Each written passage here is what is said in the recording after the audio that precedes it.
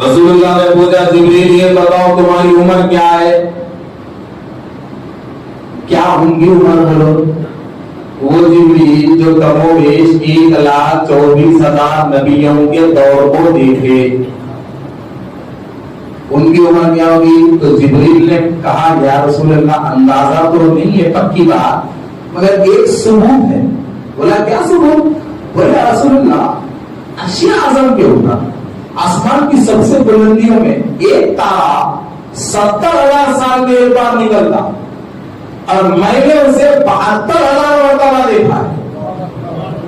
وہ تارا 70,000 سال میں ایک مرتبہ نکلتا ہے، میں نے اسے 72,000 مرتبہ دیکھا۔ تو رسول اللہ نے کہا کہ جبریل جو تارا تم وہاں دیکھتے تھے وہ آج تمہارے سامنے ہے،